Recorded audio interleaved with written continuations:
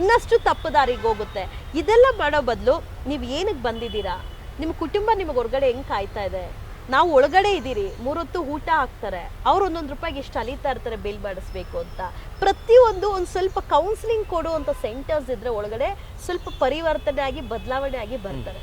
ನೀನು ಊಟ ಹಾಕು, ಲಾಕ್ ಮಾಡು, ಮಲಗು, ತಿನ್ನು, ಎದೋಳು ಅಂದ್ರೆ ಎಲ್ಲಿ ಪರಿವರ್ತನೆ? ಸರ್ಕಾರ ಇಷ್ಟೆಲ್ಲ ಜೈಲು ಸುಧಾರಣೆಗೆ ಅಮೌಂಟ್ ಕೊಡತ್ತಲ್ಲ, ಎಲ್ಲೋಗತ್ತದೆಲ್ಲ ಅದು ಪ್ರಶ್ನೆ ಮಾಡಿ, ಅದನ್ನ ಪ್ರಶ್ನೆ ಮಾಡಬೇಕು.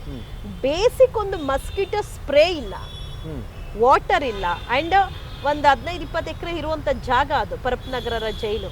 ಅಲ್ಲಿ ಒಂದು ಪವರ್ ಹೋಯ್ತು ಅಂದ್ರೆ ಪವರ್ ಬ್ಯಾಕಪ್ ಇಮಿಡಿಯೇಟ್ ಆಗಿಲ್ಲ. ಮೆನ್ಸ್ ಬ್ಯಾರಕ್ ನನಗೆ ಗೊತ್ತಿಲ್ಲ, ನಮ್ಮ ವುಮೆನ್ಸ್ ಬ್ಯಾರಕ್ ನಾನು ಹೇಳೋದು ಇಮಿಡಿಯೇಟ್ ಒಂದು ಪವರ್ ಬ್ಯಾಕಪ್ ಇಲ್ಲ.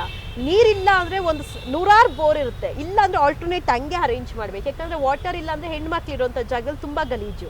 ಅದ್ ಯಾವ್ದು ಇಲ್ಲ ಅಂದ್ರೆ ಇನ್ನೇನು ಮಾಡ್ತಾ ಇದಾರೆ, ಸರ್ಕಾರದ ಫಂಡ್ಸ್ ಎಲ್ಲಿ ಹೋಗ್ತಾ ಇದೆ?